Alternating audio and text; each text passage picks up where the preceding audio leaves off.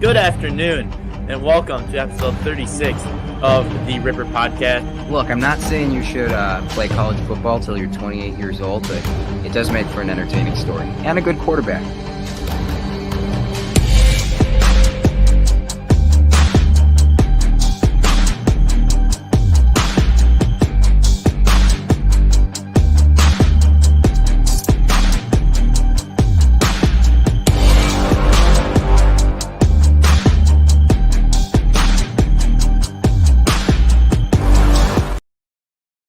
How's it going, everybody? Welcome to episode 51 of the Ripper Podcast. My name is Ethan Rosenstiel. Thanks for joining us.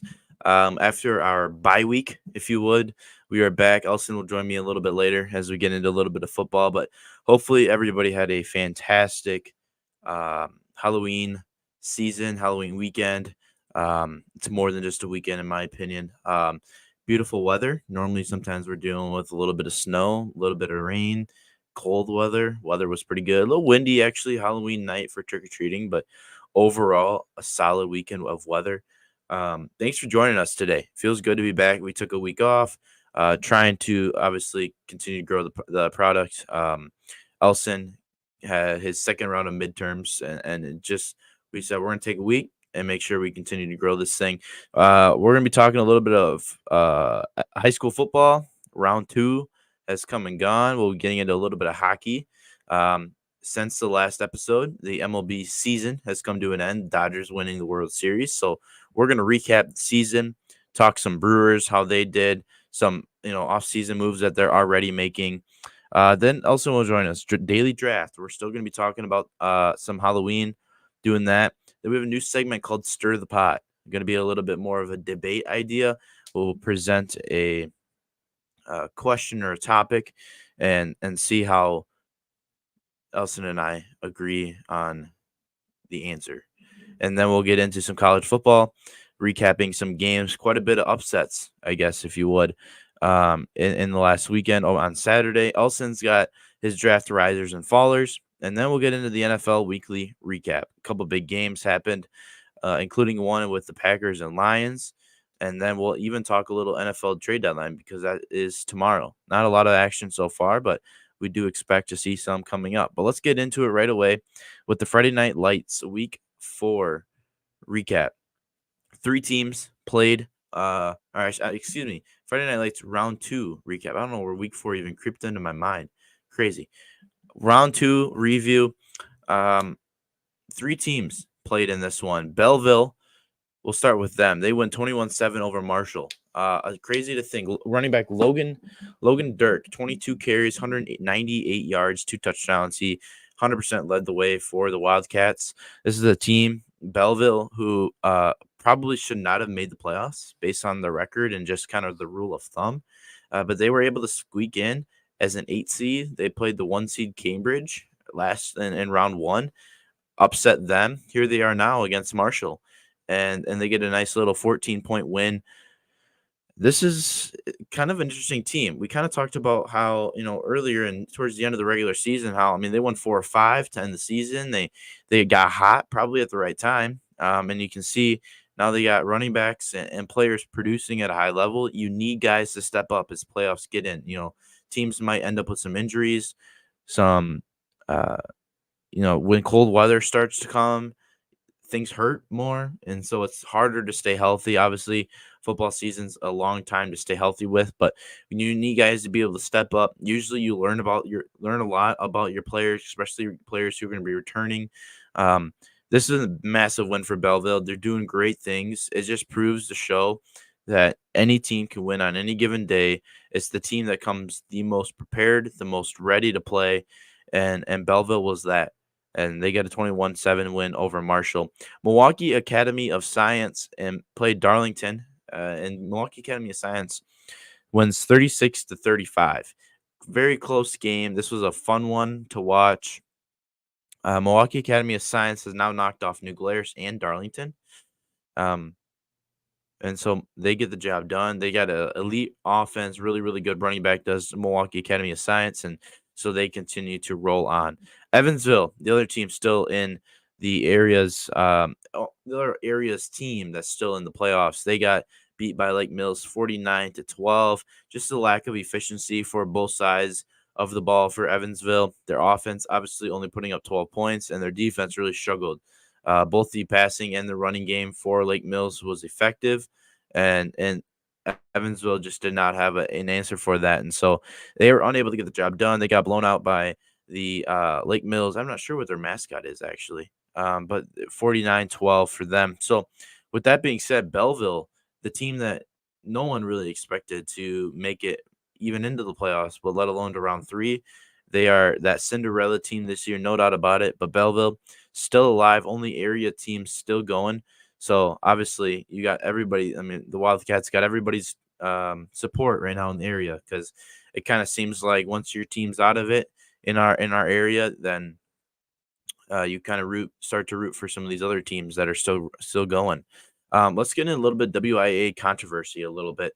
We've talked about a couple topics. The punishment for improper paperwork filing for a couple of Milwaukee schools. We talked about that before here on the podcast, and then also the the seating issues. And I think a lot of people have different ideas based on knowledge or just kind of how it relates to them or who it affects.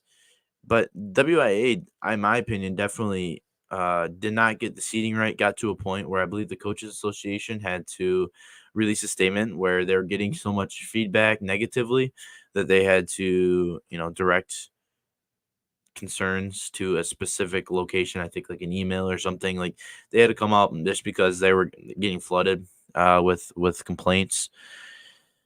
And I just, to me, we on Instagram and Facebook, we put out a poll this morning and talked about how asked the question of whether or not WIA is good for student athletes. And let's just see what the results here. It's split 50-50 currently. And obviously the poll's still live. Make sure you go on and vote. But it's currently 50-50 whether or not they benefit they're good for student athletes or not. To me, this is the pure example of the punishment to those two Milwaukee schools for something that students didn't do.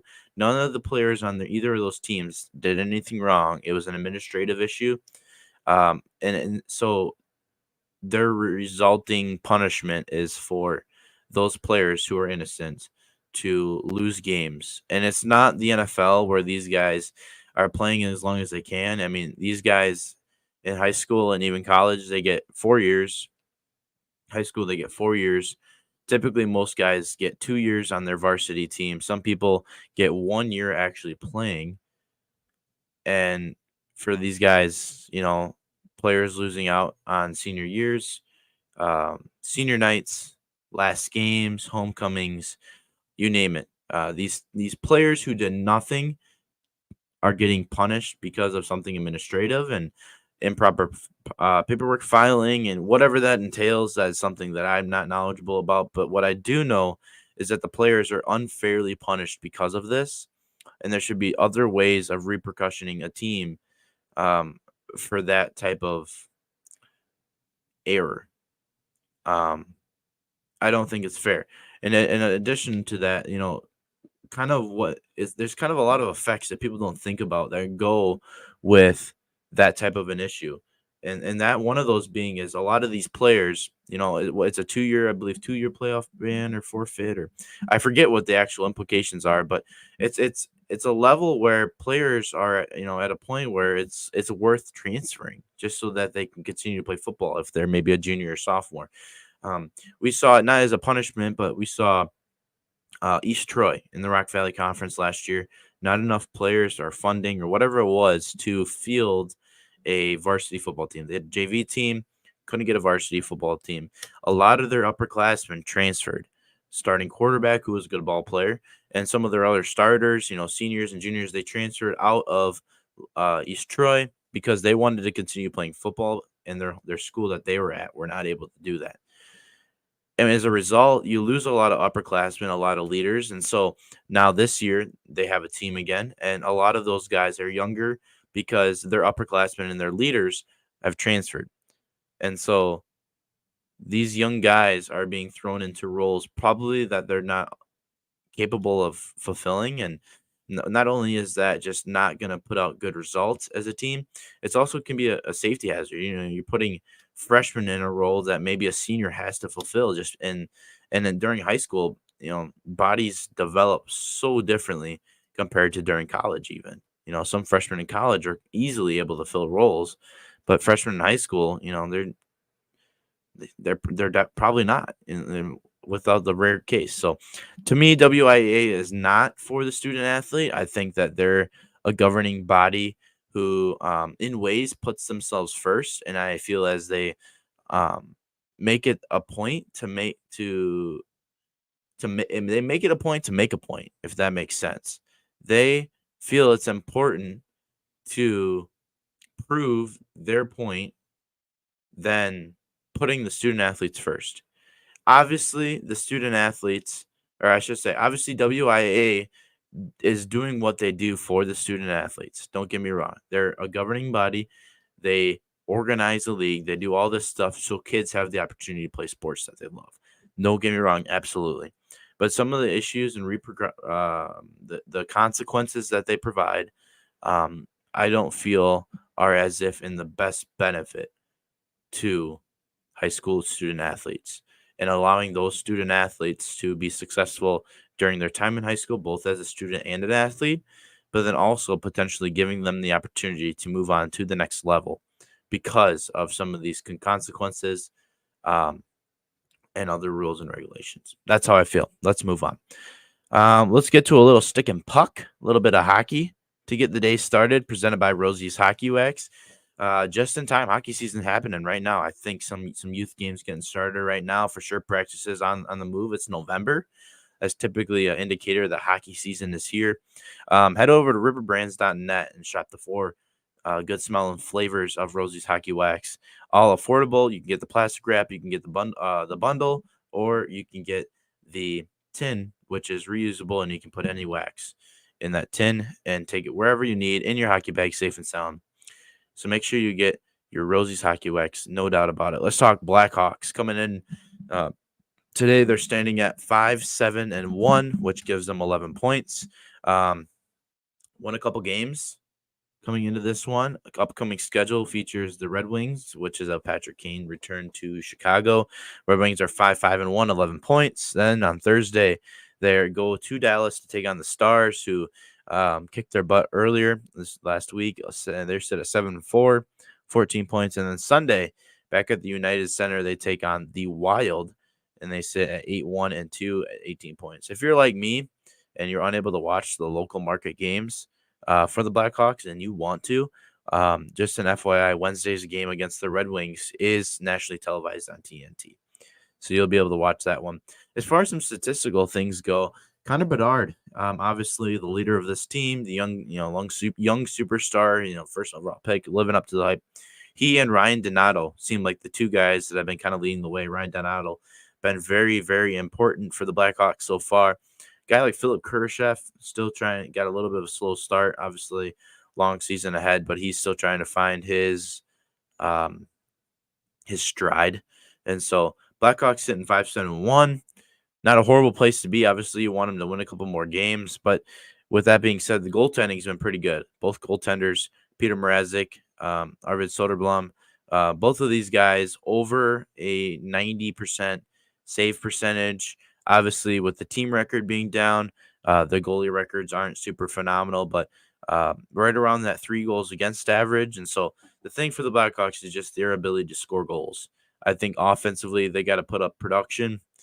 And they're going to be able to win. I think that they have good enough goaltending that they'll be able to get the job done. This is a 500 team, in my opinion. I think that's something that I would expect as a Hawks fan, is to see them end up right around 500 and see where they can go from there. But there's your little stick and puck segment presented by Rosie's Hockey Wax. Head over to riverbrands.net to shop the 4 flavors of Rosie's Hockey Wax. Let's get into a little bit of an MLB season review. Let's keep it local with the Brewers. Just last night announced Sal Frelick and Bryce Terang win the Gold Glove for the Crew. How about that? Both guys definitely more of a defensive specialist than what their offense produces, but you need those guys. You need those guys to produce. It's just you want the guys who can do both. And so that's when, you turn from a B student to an A. Willie Adames, Jackson Cheerio, William Contreras, all finalists for the Silver Slugger Award. We'll learn about that and see if any of those guys win the award. Looking back at the season, the Brewers won the division. Obviously, that's something that we know that the Brewers are capable of doing. They've done it in the past. And then we get into the playoffs. And something we also know they're capable of doing, have done in the past, is lose in the first round and be disappointing. It's to a point where Brewer fans are used to it. They understand it. And as a result, there's just always a lot of disappointment, not a lot of optimism. So it's a small market team, and that's the part of the issue with the Brewers, is that it's not the Brewers, but the MLB as a whole. It's a pay to win situation. The teams with the best, the biggest, the most money, all of the athletes, all of the players, the stars, the big markets are always typically the teams that have the most success. We saw it in the World Series, Dodgers and Yankees, two biggest markets in the league. And we see that with them be able to have success. So Brewers, in a situation, a lot of times when it comes time to pay a player, they let them walk, and they're very good at the developmental, because small market teams have to be able to develop prospects. Farm systems are, because they're cheap, they have to be very good. And the Brewers are that's just kind of been their MO so far this year. So Freddie Peralta, Rhys Hoskins, two guys that are staying with the team. The club picked up their options, so they're both staying. Other guys, though, Frankie Montas, Colin Ray, Gary Sanchez, guys who didn't have an option but would need to be re-signed. Those guys are all heading to free agency. Wade Miley's is a similar guy as well. They're all heading to free agency. Big name Devin Williams obviously blew that game for the Brewers. They had an opportunity to continue to move on, whatever. The Brewers declined his option, and instead he will receive a $250,000 buyout. And that doesn't necessarily mean that he is going to become a free agent. The Brewers can still sign him to a contract. This is kind of a situation where, because they call this arbitration. So based on a contract, you basically get signed to your entry-level contract as a young player. A lot of players come from other countries, Dominican Republic, Mexico, Canada, or Venezuela. A lot of players, they're called international signees. And then you do have these American players. We see a lot. It's becoming more popular where college players or players straight out of high school are getting signed and drafted and utilized a lot more. And so you get that. And then there's a certain period where there's called the renewal stage, where you're getting, you're probably in the minors and you're getting paid. And then you get into an arbitration where it's basically a club option. The team gets to decide. It's kind of price. Your price for your arbitration price is set by basically the market. And so every player has a specific price that the club can either agree to pay them, or they can decline it. And then they can either re-sign the player or they go to free agency. And then after arbitration, it's straight contracts. And this usually happens on the back half of a player's career. Some players are able to carry arbitration into their 30s. Some players, it happens really early. It all depends on the kind of contracts that they're signed. A guy like Jackson Cheerio signed a 10-year deal early on, and he's never going to have arbitration. He signed a 10-year deal. When that 10-year deal expires, he's going to be straight into regular contracts. A guy like Eric Haas, a guy the Brewers also declined their payout, but still could be a part of the team. He is mid-30s. I'm not sure. Older player, definitely a veteran. He's bounced around to a couple teams. He still has arbitration. So that's an option that the Brewers are able to pick up. And so as a result, this is Devin Williams' last year of arbitration. They feel as that they can sign Devin Williams cheaper than what that arbitration price is presented as. And so the Brewers declined that option, and they're going to work to negotiate a deal with Devin Williams to bring him back. If that doesn't work out, then Devin Williams will hit free agency.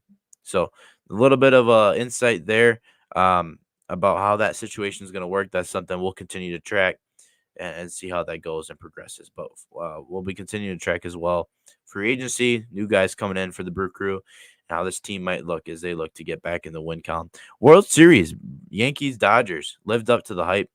I'm not sure about the actual viewing numbers, but I'm assuming, probably broke records. A couple of really big markets, large fan bases. I mean, when we talk New York versus LA, I mean, it's not much bigger than that when it comes to fan base size. And um, this was a series where it seemed like the Yankees potentially had an opportunity to come back. And if the Yankees come back, I was thinking, and I really didn't get into the World Series, to be honest, that much this year. But I would say if the Yankees came back, that would be a documentary worth storyline, starting with the Anthony Volpe um, Grand Slam and how that kind of progressed, and then, but that it all resulted in a missed fly ball by the biggest, probably one of the best top three players in the major leagues, and that's Aaron Judge. Just kind of shows and goes to prove the level of pressure and adrenaline and nerves that go into playing the World Series. I mean, that was the middle of the game, and the Yankees are up 5-0. So yes, you would assume as a player you're pretty comfortable, you're feeling good, you're having fun. But there's still so much pressure that, I mean, this routine fly balls are dropped. That just goes to show the amount of pressure in that. But World Series overall, I think it lived up to the hype. Always does. But the Yankees prevail, and now we're into the fun old off season and looking forward to spring training. Let's get into some Halloween. That means our good friend Elson Gratz joins us now. Elson Gratz, welcome. It's good to be back. Took a little bye week, taking care of some midterms, taking care of some homecoming, taking care of some Halloween, but we're back on it now. Tulsa, big win on homecoming. Huge comeback. I don't have the numbers to back this up, but feels like maybe the G5 comeback of the year. Ooh, that's something right there that we'll have to keep an eye on, no doubt about it. And how about that? as for other Tulsa happenings, it's currently like a torrential rainstorm. It's been raining nonstop since Friday. I guess you get all your rain at one time, is what I'm learning. Tornado sirens blaring all weekend long. Living the life. Tornado signs, really? So what floor are you in your residence hall? I'm on the second floor. Second floor, so that's not too far of a walk if you have to hit the basement. Basements exist in some buildings in Oklahoma, others not so much. I think in our dorm we do have one. Okay, so but you never had to make the trip to the basement throughout No, the we course did of the not. weekend? Well, that's good. Apparently sirens are just normal down here. We had some in the middle of the night, I learned, and I just didn't even wake up for them. Interesting. But here you are, perfectly ready to go, having a Monday, wearing the lei, I think is what I learned that's called. And you survived midterms. First semester of college, midterms are in the past. Yes, You sir. gotta be Feels living good. you gotta be living up top. I mean, you're living with the best ones right now, those in LA. Some might say stereotypically. Mm. Let's get into some daily draft. Halloween, it's spooky season. Some people at this point, I mean, I also learned November 1st now is the start of Christmas. Supposedly now November 1st is Christmas. I disagree. You still got Thanksgiving, and you can't just overlook Thanksgiving. It's one of the best holidays there is. But people are decorating for Christmas already. I don't know how this works. We call those people idiots, Ethan. We call them idiots, and that's understandably, and I agree. I think that they are disobeying the love of Thanksgiving. Undoubtedly, there's no. I mean, it was 70 degrees today or whatever it was. I mean, there's no Christmas right now. You give me a No. break, give me a break. But let's still talk a little Halloween. It's the daily draft. Elson got a win. I don't like. Or no, is this right? You won last time. I don't know if Yes, this I is right. did. I don't know. So if this is first, you're right. not posting the results so that I can't rack up the wins, and now you're just going to ignore them. I see how this is. This isn't a good look. This is not a very good look for me right now. You did indeed win 67% to 33%. So I'm not sure how I got mixed up. Maybe the names are just too similar that I was unable to differentiate between the two. But Elson's the one that should be 1-0-1. I should be 0-1-1. So I'll state that. I apologize for the incorrect graphic. And here we go. It's time for me to let's get the ones across the board, Elson. Let's get ones across the board, and then we'll have an even playing field going forward. We're going to be voting for the best things that are a part of Halloween. I think there could be a little discrepancy of what's actually considered a part of Halloween, but we'll go with it. Elson's got hopefully that trusty coin handy. Yes, I do. We're And flipping big money today. We got a well, quarter. quarter. There we go. Let's see if he can make the catch. I think he's like 1 for 3 right now, or 1 for 2. One for two, I think. What's the call? I'm gonna go with heads. I feel like that's always a smart move. All right, here we go. Off the ceiling, it is tails. All right, so I'll take the number 1 overall pick. I think that's the first time tails has been landed on. I believe so. I think so. But Elson's gonna first get of the many. pick. Here we go. You know the drill. 4 rounds, snake draft, best things of Halloween. Elson started off. What's your 1-1? I'm going to take a blue chipper. It's got to be the candy. You got so many different varieties. What is Halloween outside of eating candy in the morning, in the afternoon, and the night? The candy. It's a classic. It's a good one. I think that leaves a door open for me. I think that there's a lot of really good options here. I think it depends on your age. I think it depends on your level of interest in Halloween. I think kind of the blue collar, blue chipper is what you called it. Can I take trick or treating? If you I take think candy? that's fair. That's Okay. different. The TOT, trick or treating. I'm gonna take trick or treating with that one. Then I get the snake coming back. I think a staple of Halloween itself, obviously, goes with the trick or treating is the dressing up, the Halloween costumes. I think there's a large variety of what you can do. There's couple costumes, there's family costumes, there's costumes with your child, there's best friend costumes. Every year seems like someone has the great enough creativity that their costume just blows up, and people never thought about it before. I saw this year, someone dressed up as Tiger Woods. The rest of the people were a crowd, and he hit a golf ball, and everyone went crazy. It's absolutely brilliant. I'm gonna go with the Halloween costumes. So now I got to ask, what did you dress up as this year? I wasn't anything. I was nothing, actually. I had a great costume on Halloween day. I've got a T-shirt and it's got like 3 little skeletons on it, like where a brand logo would be. And so I was a skeletons for Halloween. I played it minimalistic, you could say. That's a good play. There's a good play. Did you have anybody? Obviously, Halloween on a Thursday. Did you have anybody walking around campus with any cool, crazy, out of the ordinary costumes? I remember we had a handful. There were none that I like really took big note of. I do think mine was the best. Some would say by a wide margin. There you go. I mean, I think that's a fair statement. One of my classes early in the morning, the big inflatable dinosaurs. Yeah. Someone walked into a lecture hall with one of those, and that classroom was very hot. And I can't imagine being inside of one of those things in that classroom. I would have been sweating, dripping in sweat. But then also, when it got quiet, you could hear the little like air blower, and you could just hear it. And it was just like when it got silent, you could just hear that. I thought that was funny. But that's 100% commitment. That's 100% committed. I don't think I would be very interested in walking around in that inflatable dinosaur all day. I would get very irritated with myself, I feel like. Hey, makes for a good story, I guess. There you go. So with my pick, beginning the snake, I'm going to take the Halloween decorating. I know that growing up, that was a really fun thing for me. You got great modern decorations. You got great vintage decorations. Yep. So I think that's a pretty easy choice. And then to wrap up the snake, I'm going to go with the October vibes. And I'm interested to see if you know what I mean. It's like the air just changes. I remember one night, maybe 2-3 weeks ago, right toward the beginning of October, I had a LinkedIn seminar I had to attend for one of my classes. It was like the most boring thing I've ever went to.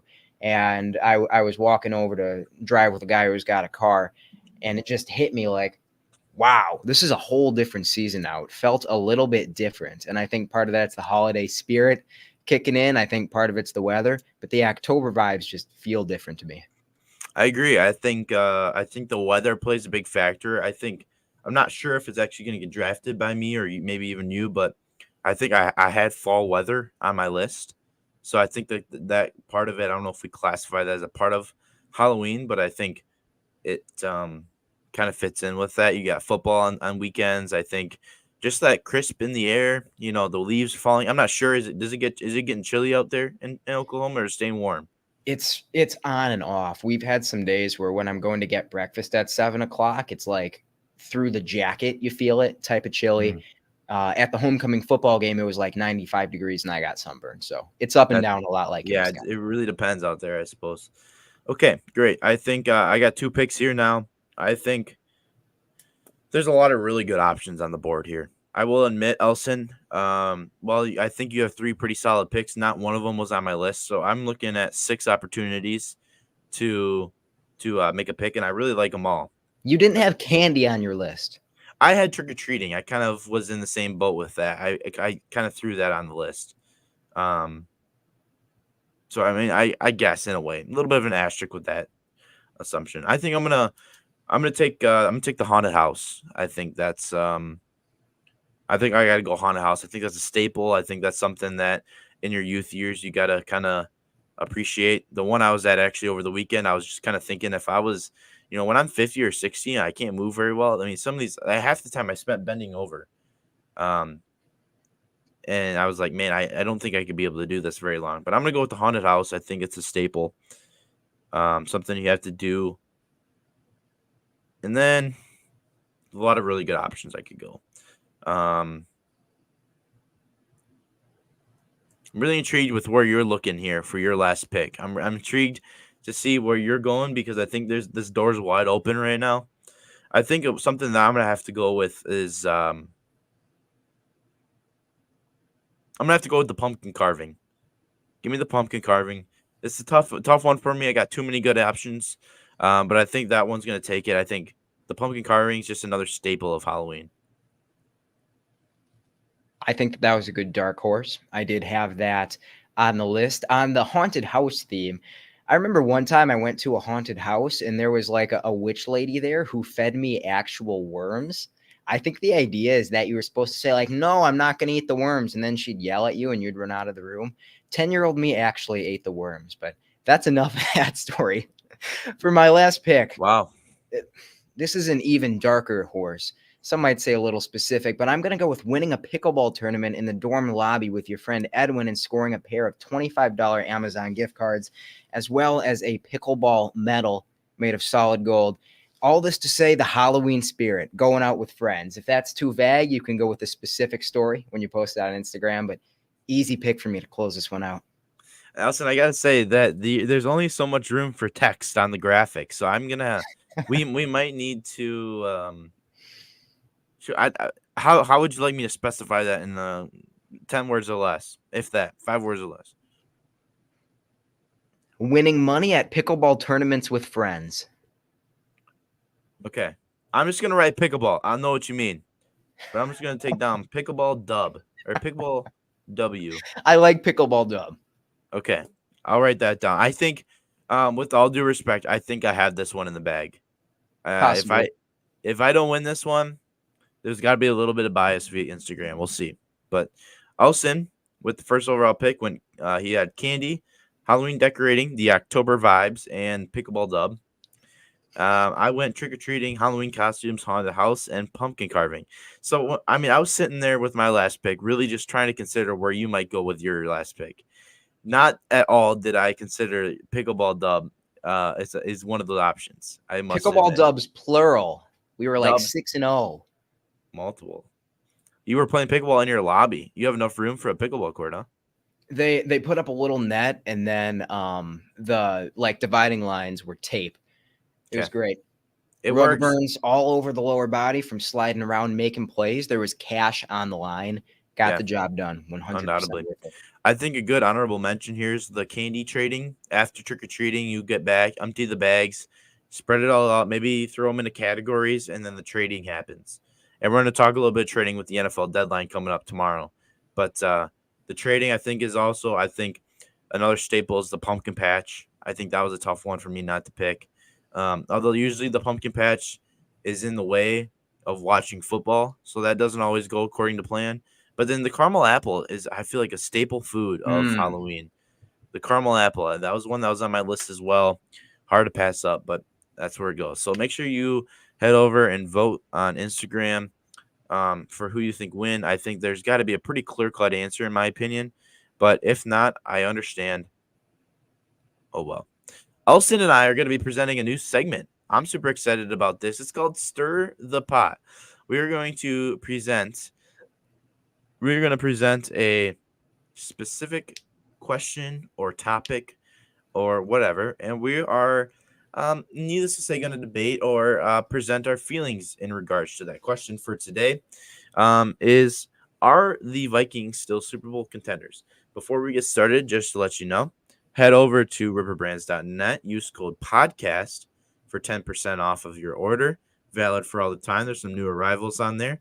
There was a little sale for a 50th episode.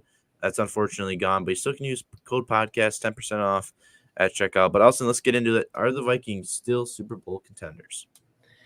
Ethan, early in the year, I loved the Vikings. I think they're one of the best coached teams in the NFL.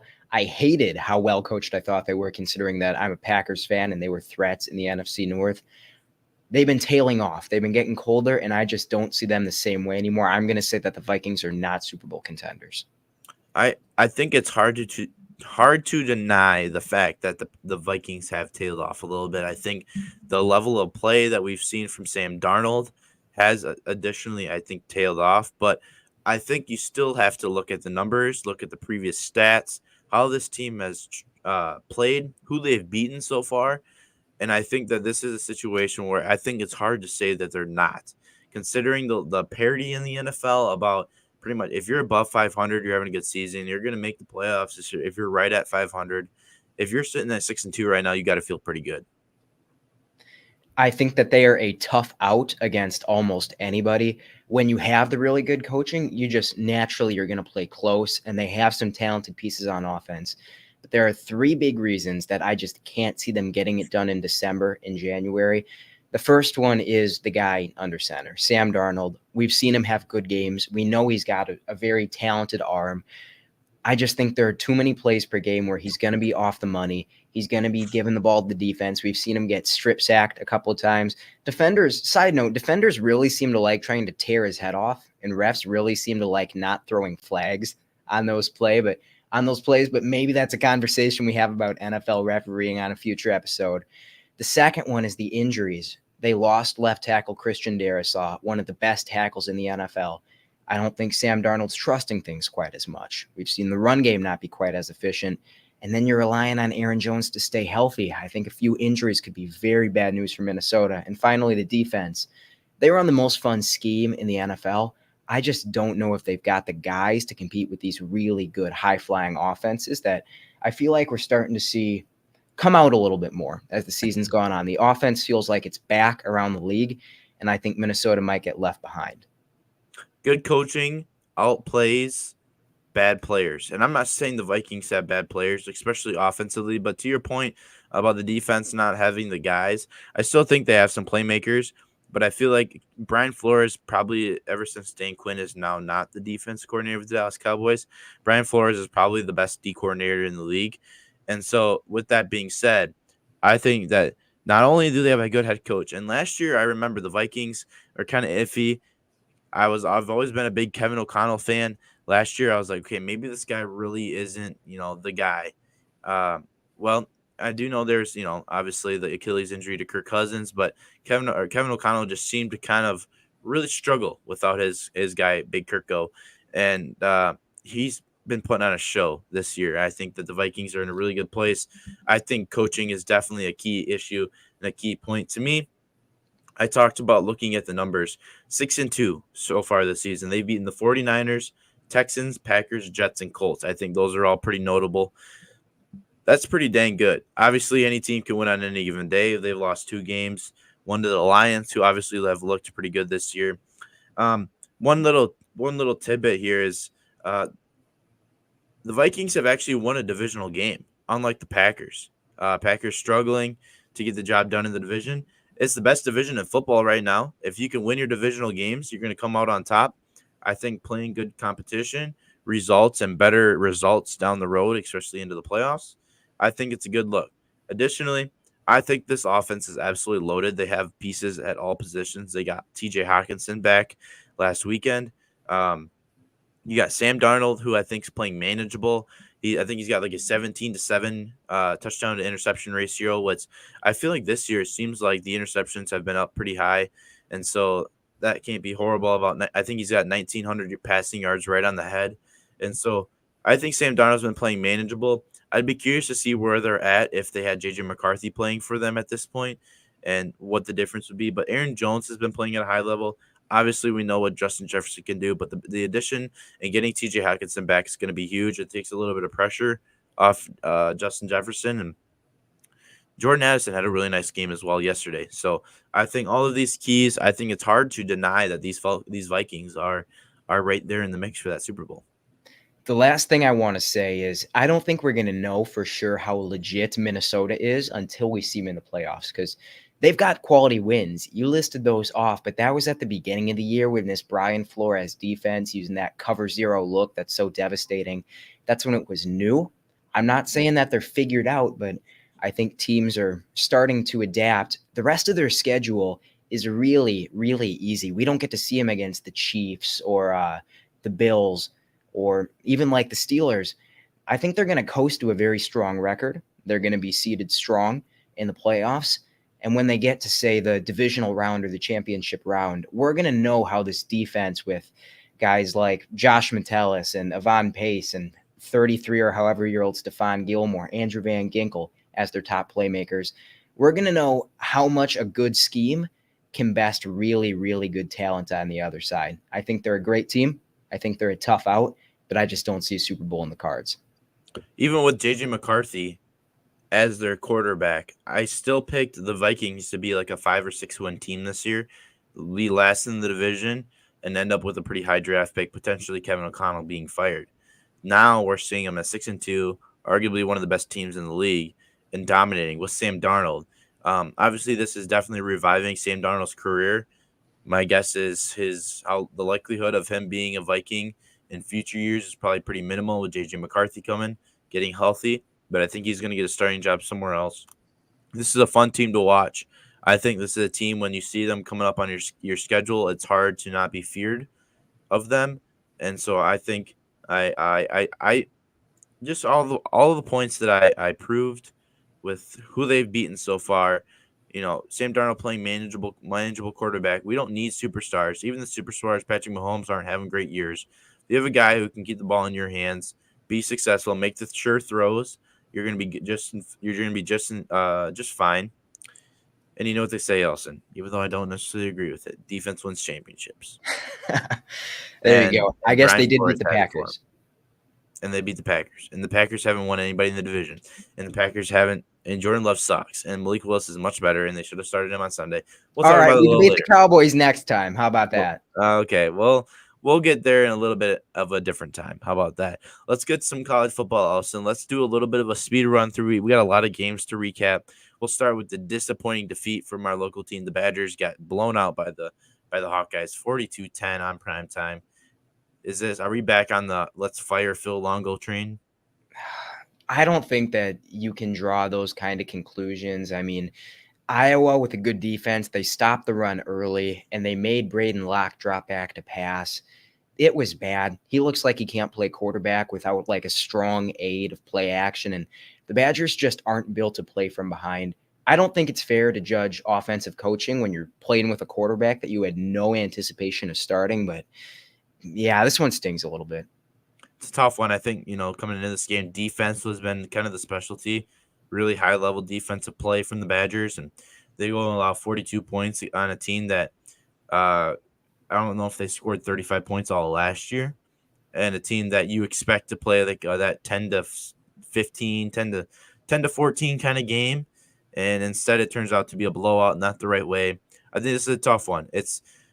These are the big games, even though they're not playing the the Oregons or the Ohio States or the Penn States like we saw last weekend. These are the rivalry games. There's a trophy on the line.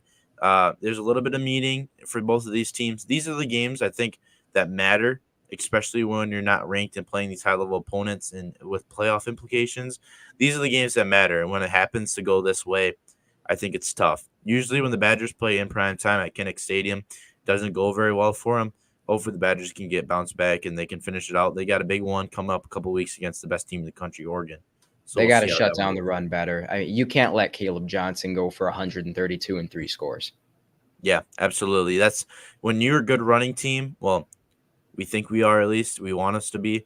You have to be able to stop your own game. You know what I mean? I mean, that's what you pretty much practice against every day. It's important to do so. Minnesota, one of the big upsets. I mean, we had a lot of upsets when you think about it. Non-ranked teams beating ranked teams. Minnesota, one of them taking down Illinois 25-17. This was just a classic Big Ten type of football game. I think these are two teams that are close. Minnesota, this is their fourth win in a row.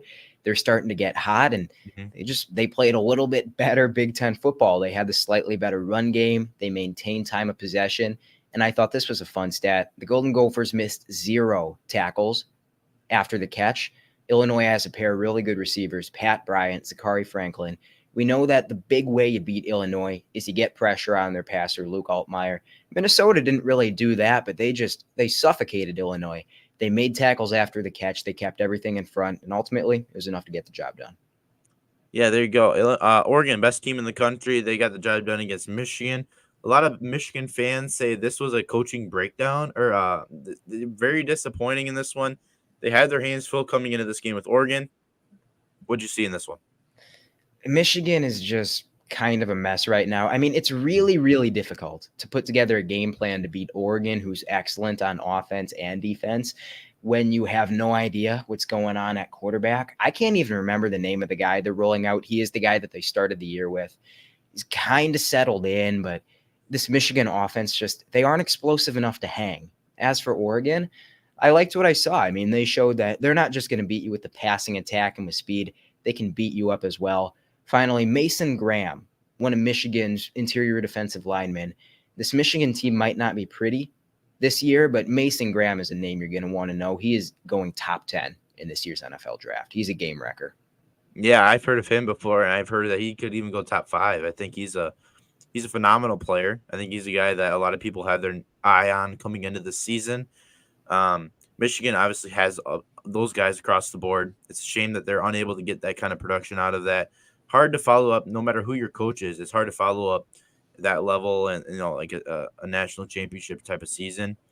But like you said, it's hard to put together a good game plan against a team like Oregon. There's not many weaknesses that you can try and exploit. This is a good one for Oregon. I think they're still trying to build their own identity and not Jim Harbaugh's Michigan Wolverines. I think that they'll continue to get better as the future goes on and continue to get a quarterback that will be successful. Texas Tech upset against Iowa State. Iowa State's undefeated run comes to a close against Texas Tech. I think we all kind of knew this was coming. It feels like when you get into this part of the season, you have the legit undefeated teams, and then you have the teams that haven't played anybody. And Iowa State, I think, fits into that latter category. A fitting way for them to end the undefeated streak as well. Just a really messy game with fumbles and bad decisions from both quarterbacks. I thought they looked pretty even, and Texas Tech was just a little bit more efficient. I do have to shout out Jaden Higgins, though. He's a guy I liked coming into the year. Iowa State wideout, he just gets it done every game. 10 catches for 142 and a score, but Texas Tech just a little stronger. Texas A&M, a team that's really been on the rise. They lost, obviously, week 1 against Notre Dame, but they've been looking really, really good. And then South Carolina comes up on the schedule, and then they get beat by 24 points. What did you see in this game? I mean, with Connor Wigman out with, I believe, a shoulder injury, AC joint injury, you can kind of excuse the not having a good offensive day. South Carolina is a good team. They got a good defense. They have an elite defensive line, and that one really showed up with a less than stellar quarterback under center. But this Texas A&M defense, I do want to see more. You can't give up 44 to South Carolina. One thing I think is interesting, Raheem Sanders, running back prospect in this year's draft, had a strong day, but also South Carolina quarterback Lenora Sellers, not a top 20, 25 QB in the nation, but he's going to be a fun name. He's a guy you're going to be hearing about next year. Hyper athletic, had a great day on the ground, contributed to the South Carolina blowout. In Texas A&M, they're probably going to be getting their guy Wigman back soon. They need to hop right back on this one. Louisville beats a Clemson team that I've not been very high on, as you can tell by my top 25 rankings, but they've been ranked up in the top 10. They're ranked 11 coming into this game, but Louisville comes in and dominates them.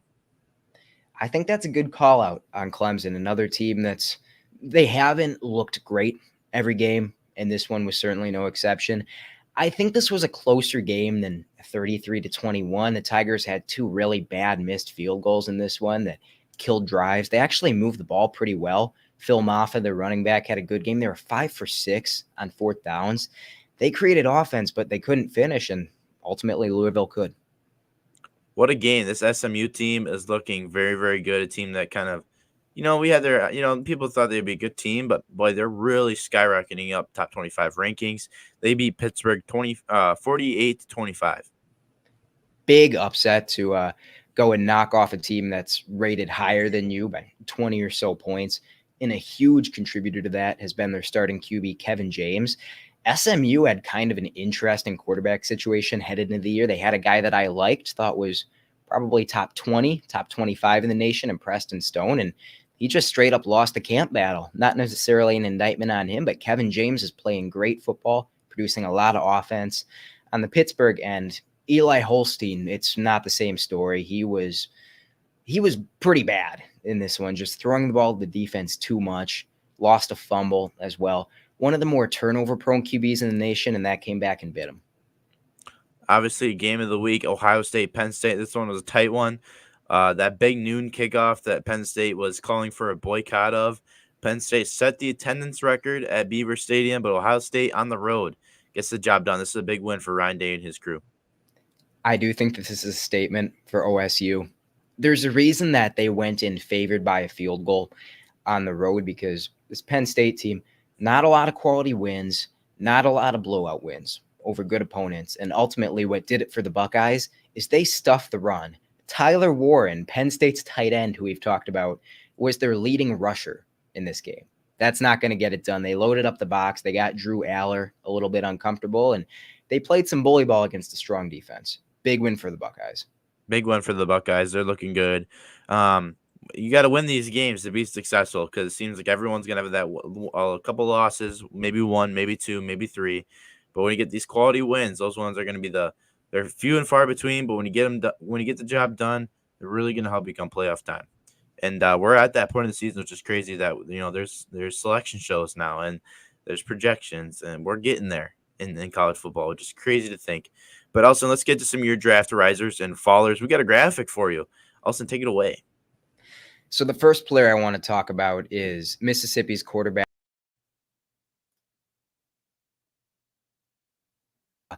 I don't think that this necessarily answers the big question on Dart, which is how does he play against top-end competition? But, man, we know he can light up middle of the Power 5 type of schools. 6 touchdowns in this one, 21 touchdowns to 3 picks on the season.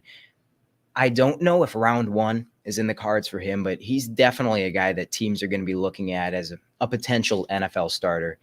And then Omarion Hampton, North Carolina running back. It feels a little bit cheap talking about the great day he had against Florida State, having an abysmal season. Florida State's just all the way gone. They're not even like an underperforming team anymore. They're just terrible. They'll be underdogs against like middle of the line Power 5 type of schools, but he took full advantage, gashed the Seminoles, 32 carries for 172 and 4 touchdowns. He is a freight train runner, broke 6 tackles. This is a guy that garnered a lot of excitement heading into the year because he's so athletic. He's so mean. He runs through so many guys. It feels like we don't hear as much about him. I think when we get to draft day and we start hear more talking heads talking about the top RBs in this class, people are going to learn who Omarion Hampton is again, because he is the real deal. And then every one of these shows, I want to highlight a new player added to my big board. And this time it's going to be Indiana defensive end Mikhail Kamara. Very versatile player, one of the guys that followed Curt Cignetti over from James Madison to play for the Hoosiers. Just an excellent fifth-year senior ball player. One of the most consistent forces in college football this year. 9.5 sacks and 15 tackles for loss already. Just a hyper-effective and versatile defensive lineman. On the graphic, I do want to shout out, he did not have his 8th 100-yard game of 2024. That is, of course, Omarion Hampton. He doesn't have that kind of two-way versatility, but just a really fun player that not a lot of people know about. I think he's making a push to be drafted in the 4th, 3rd. We could even hear 2nd round. He kind of reminds me of Darius Robinson, who went to the Cardinals in the back end of the 1st this year. A player I'm very excited about to see where the season goes for him. There you go. Obviously, Elson, very well versed in the draft prospect category of football. A lot of these good guys, a lot of players. I mean, this Hampton and Kamara guy, never heard of him. Can't even lie. Never heard of these guys. Obviously, Jackson Dart heard of him. Um, a lot of good things. I think this is going to be a fun draft to be able to look at because, again, it's one of those years where there's not that clear cut number one guy.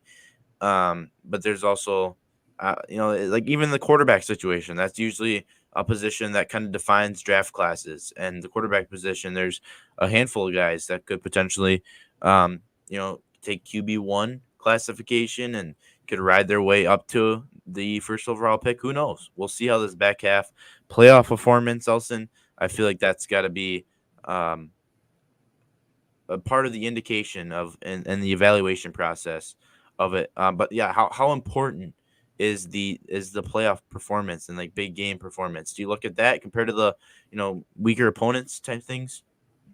I think for most positions, it's very important because this is where you're seeing the big matchups. When I'm doing my scouting report, that is a big thing I look at is, say, edge rusher versus tackle, cornerback versus receiver.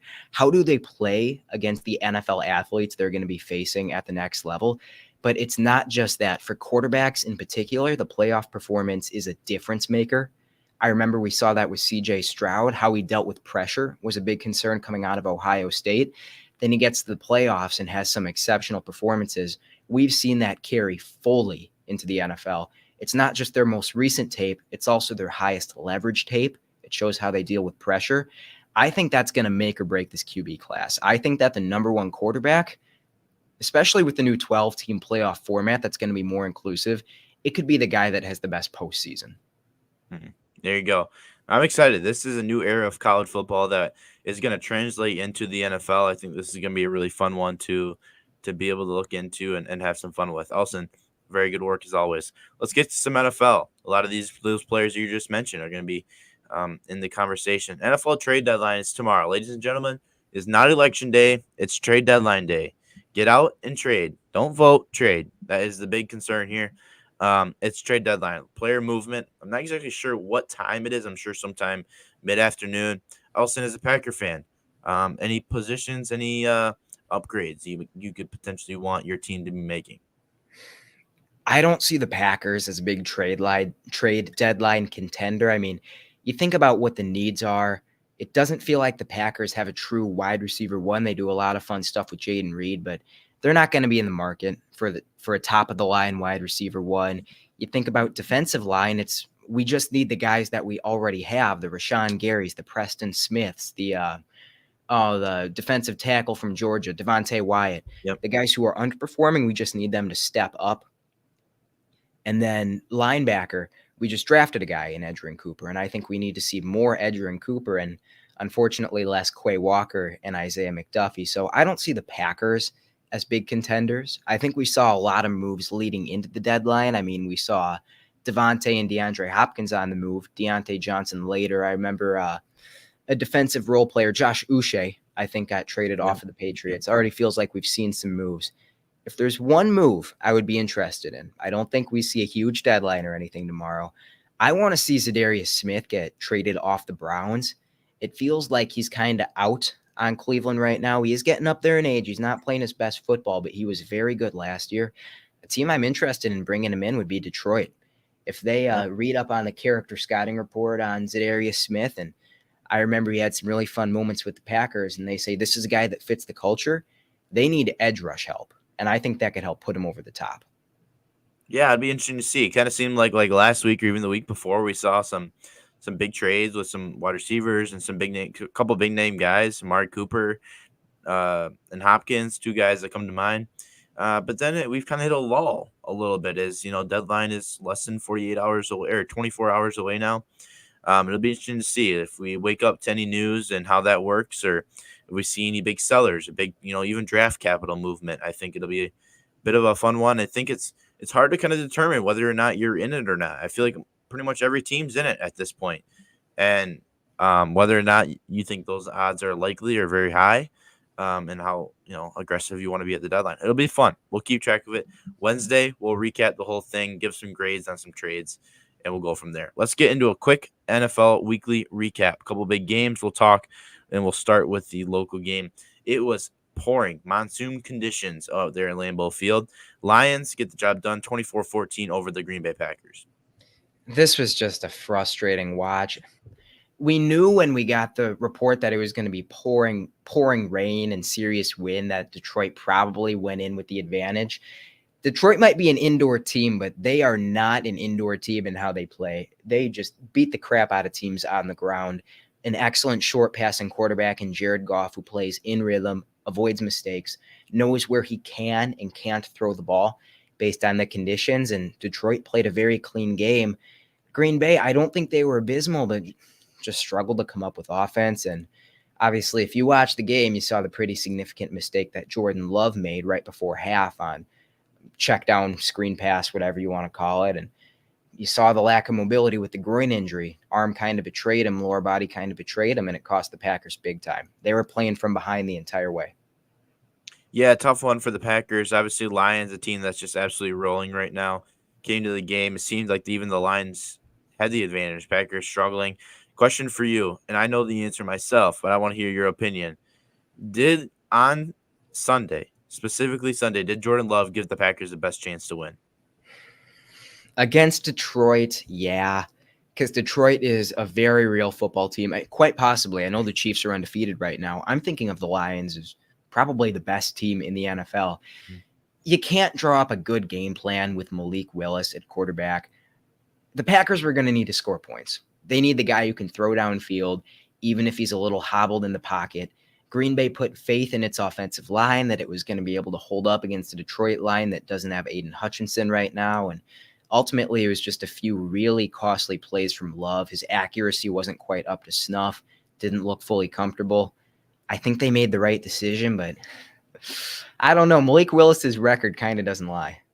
Yeah, number don't lie. You know what they say. I agree, and I understand what you're saying with the aspect of opponent and who you're playing. I understand that's a big game, but when I look at the specific conditions, you're playing at Lambeau Field, which is, obviously Lambeau Field is a great venue to play a football game, but the field conditions aren't as good as an indoor turf field. And considering that it was pouring rain, very, very windy, it's going to be tough to throw a football in that situation. The ground and pound is going to be the way to go. I think that's kind of partially why the Lions had the advantage, and they have a quarterback who can manage that and make the easy, sure throw. With that being said, I feel as Malik Willis would have been a better, presented a better opportunity to win than Jordan Love for the pure fact of the game plan that goes with Jordan Love or Malik Willis. Obviously, we know Malik Willis is he's going to want to be in a running offense. He's going to throw the ball maybe 15 times, and it's going to be a lot of carries for Josh Jacobs, a lot of carries from Malik Willis. I think that type of a game plan fits better in the conditions that were presented. And I feel as additionally, Jordan Love, if Jordan Love's healthy, we're having a different conversation. A groin injury is definitely not an injury you want to have on when you can't, when it's slippery and you can't get your feet underneath themselves, because one wrong step and your feet go out from under you, that injury turns 10 times worse. And they were mentioning on the broadcast about how, especially right around halftime, about how they didn't know if Jordan Love was healthy enough to protect himself, where if he had to run outside the pocket, was he able to do that? And to me, that's Jordan Love's best part of his game. It seems like when he's rolling out to his right outside the pocket with his eyes downfield, he's almost a guaranteed bucket. I mean, he's going to throw something where a receiver is going to be able to make a play, and it's going to be a big gain. Whereas when he's in the pocket, maybe he's struggling, or when he's actually got real pressure, like someone around his feet, and he just flings it trying to get rid of it. Those issues are where it kind of gets tough. And I think sometimes in that situation, in that kind of a weather conditioned game, those are the opportunities that are presented. So with that being said, I feel like the game plan with the running first style that Malik Willis presents, and the injury to Jordan Love, and the bye week coming up. I mean, just imagine if he didn't play this week and had the bye week, he'd be 100% going into the back half of the season. And it seems like that would be very important for a team like the Packers, who are trying to make a run in the toughest division in football. To be clear, with Jordan Love healthy, we're not having this conversation. But with Love banged up, especially with a injury that clearly impacts his mobility and his footwork, which already isn't perfect. It feels like pick your poison. It feels like choose between a quarterback who's best rolling out and making plays out of structure, choose him with that ability taken away, or choose Malik Willis, who is limited because he's Malik Willis. And ultimately, in a rock fight like that, I am going to go with Jordan Love because I don't trust how Malik Willis is going to throw the ball in the rain either. But I see the advantages of leaning into the ground game and just knowing what you want to do offensively to hang with Detroit. Yeah, there you go. Thursday Night Football, Halloween night. Jets get the job done over the Texans. Kind of a weird game, but Jets found a way to get it done. Are things on the up and up for the Jets? Are we overreacting? Seriously, New York, this is the one that you win after you lose like 4 in a row and lose to the Patriots of all teams. Now you're going to turn it on and beat the Texans. I'm not going to overreact to this. I think it's too little, too late. You saw the Garrett Wilson catch, right? The Garrett Wilson catches. You saw what he did in this one. Yeah, I mean, that specific catch, I mean, that's got to be the new Odell. They still only put up 21 points. Garrett Wilson transcended gravity, and they still only scored 21 against a Texans defense that's pretty good. They create a lot of pressure, but they're only okay in the secondary. And as for the Texans, we know this is a good Jets defense.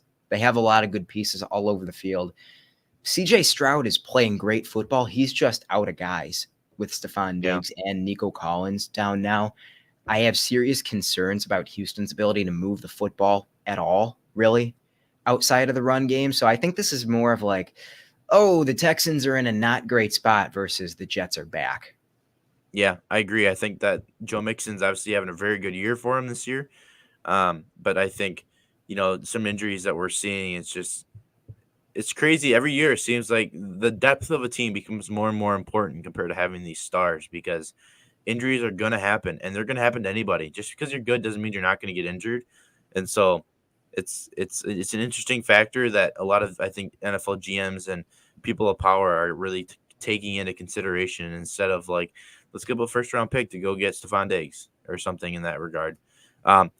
Dolphins, Bills, tight divisional game. Bills get the job done. 61-yard walk-off field goal by Tyler Bass, who's been a little shaky this year. This is just kind of a sad outcome for Miami. They get Tua back. They look dramatically better offensively than they did with Tyler Huntley. Obviously, that's pretty predictable since Tua in the speed-based offense, it is the system, and you just can't run it with most other quarterbacks. But it's another story of too little, too late. I mean, Tua was 25 for 28 in this one. Devon Achane is that dude, one of the most explosive players in the NFL. And ultimately, the defense couldn't hold up their end of the bargain. Buffalo did a little bit more, and this feels like it could be curtains on Miami's season.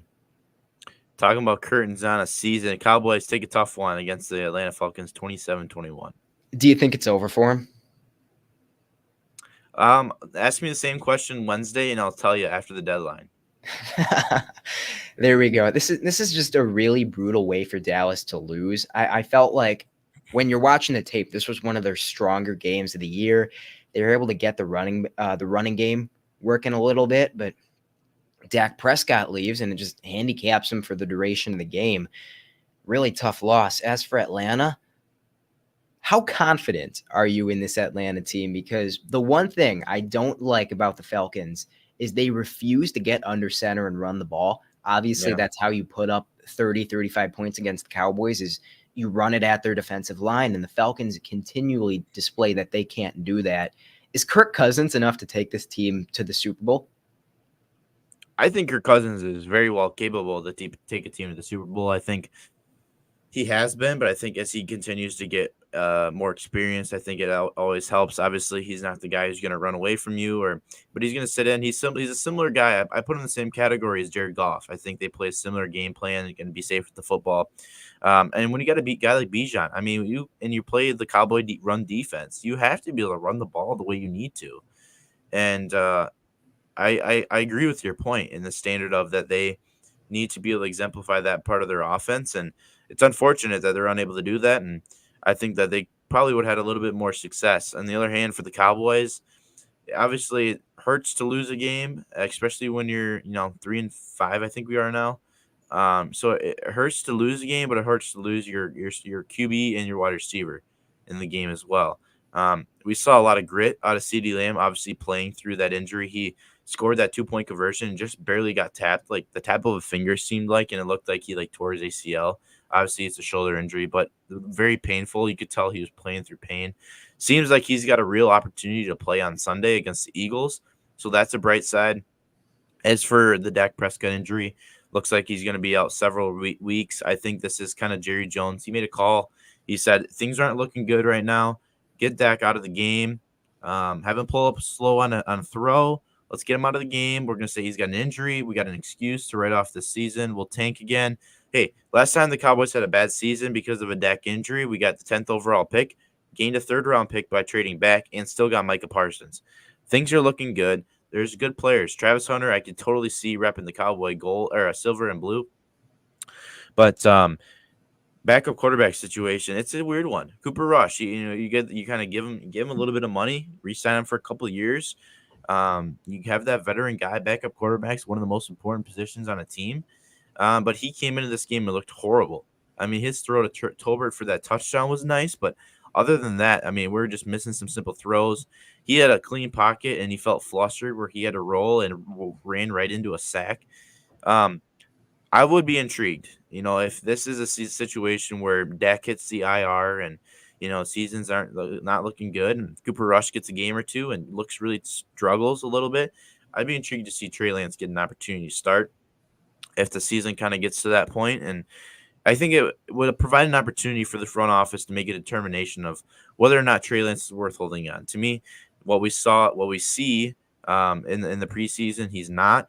But when you get him into a real situation, maybe he can make a little bit of magic happen, give him some weapons, and see what he can do.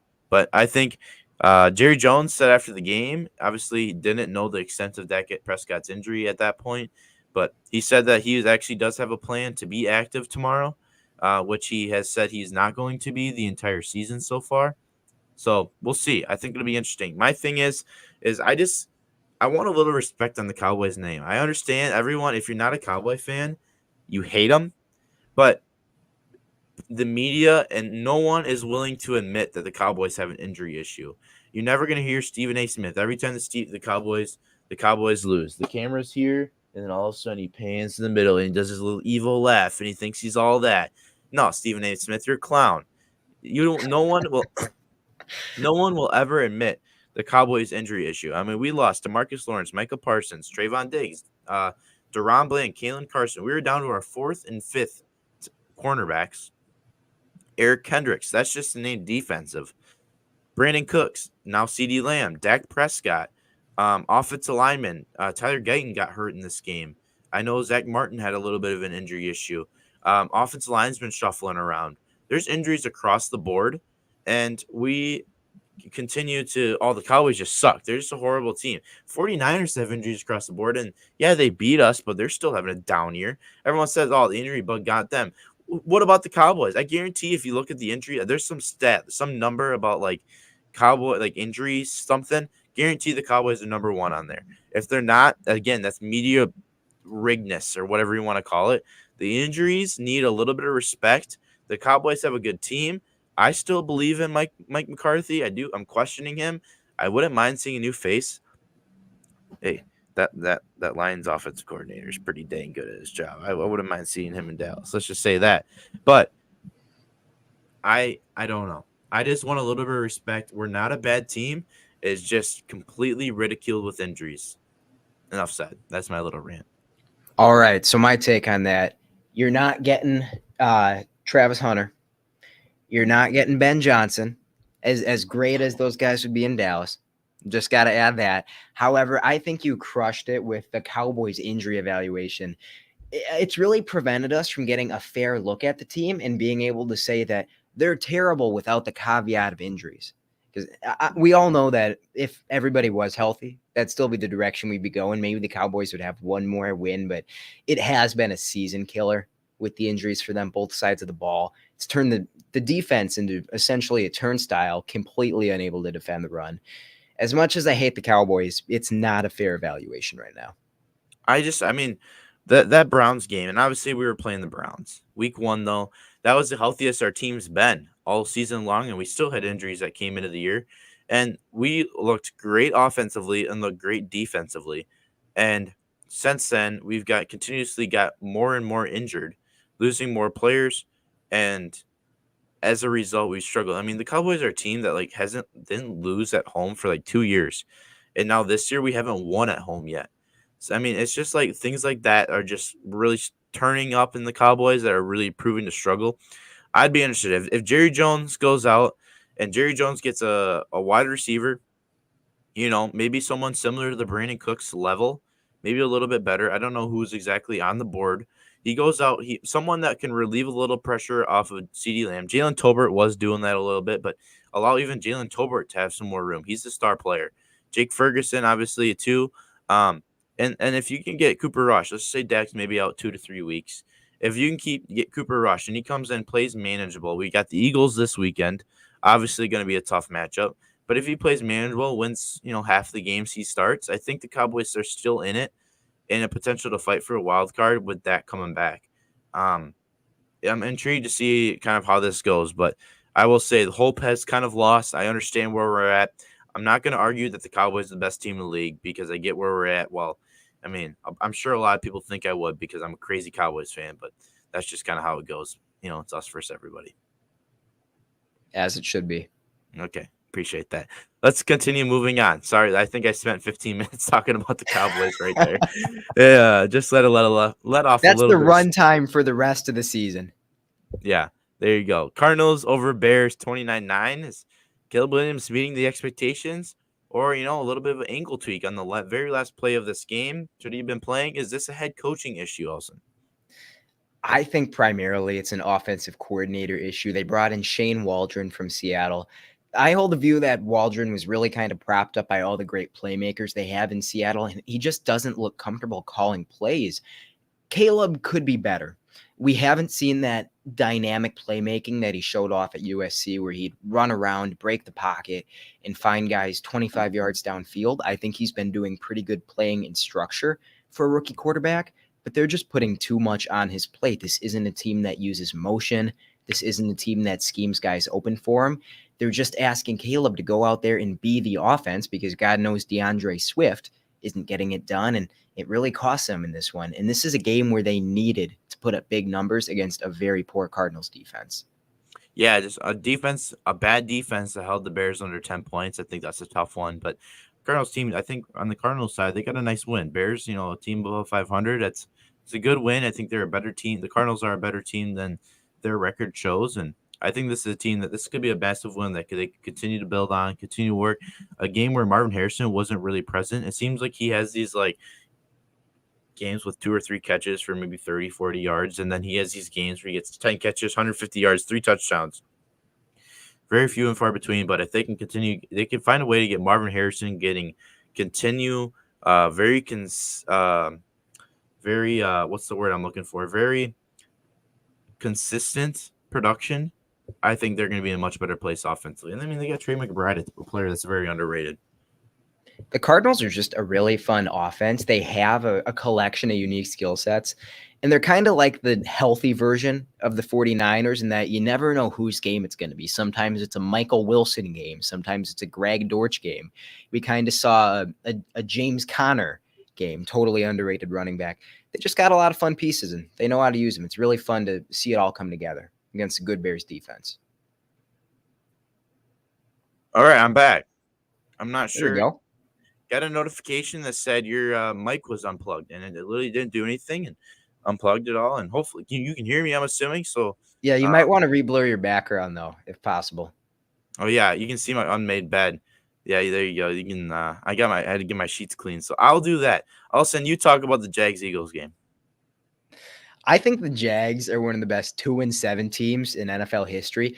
When you look at the other teams that are at the bottom of the NFL, the Titans, the Browns, the Panthers, the Saints, I think the Jags are clearly a cut above. I'm going to be real. I think it's a coaching issue. I think that Doug Peterson is holding this team back in a lot of ways. When you have an experienced coach like Doug Peterson, you want that to be a guy that makes everything better, that makes everything just run a little smoother. Instead, we're watching a receiving room that has no idea what's going on, drop issues, not being on the same page as Trevor Lawrence, and Trevor Lawrence playing the worst ball of his career instead of the best. Don't even get me started on the defense, one of the worst secondaries in the NFL. This should have been a winnable game, and with a few less miscues, Jags could have kept the season afloat, but I think they're done. Then on the Eagles end, did you see what Saquon Barkley did?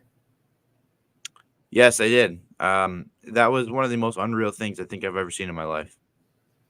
That run, for a moment, made me consider whether or not the NFL is rigged. That wasn't a football play. That was like a form of dance. He jumped over a guy backwards.